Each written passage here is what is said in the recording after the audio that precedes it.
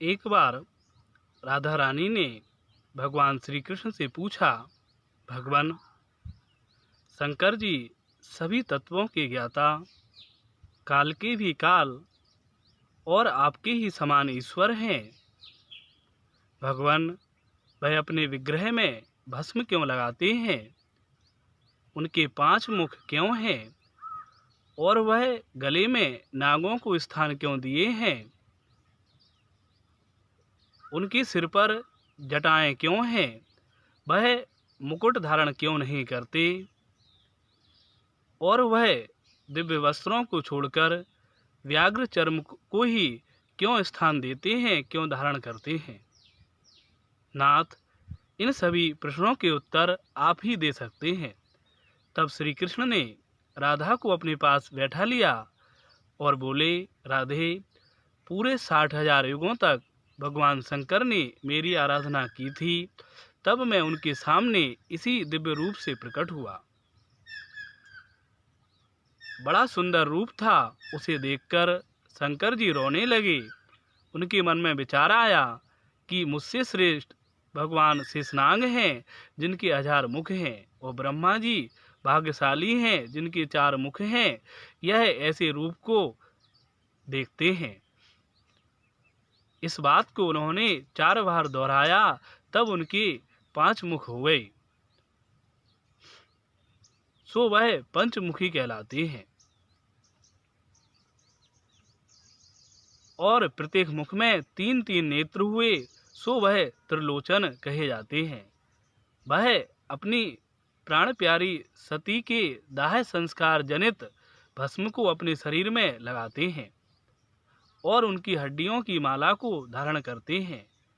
पूरे 1 साल तक पत्नी वियोग में वह भ्रमण कर रहे थे, पत्नी के शव को लिए थे। तब मैंने उन रुद्र को समझाया, सो वह ज्ञान पा अपने दिव्य धाम को गए। देवी, गरुण जी के भय से नागों ने भगवान शंकर की शरण ली थी, सो उन्होंने उन्हें शरण दी। इसलिए वह नागों को गले में धारण करते हैं। और जो जटाएं हैं वह तपस्या काल की हैं, उनमें उनकी बड़ी प्रीति है। पारिजात जैसे जो पुष्प हैं वह सब मुझे अर्पित कर चुके हैं, इसलिए उनकी उनमें प्रीति नहीं होती। वह जो योगी लोग हैं उन्हें बिलपत्र और व्याघचर्म यह सब अभिष्ट है, सो वह सब धारण करते हैं।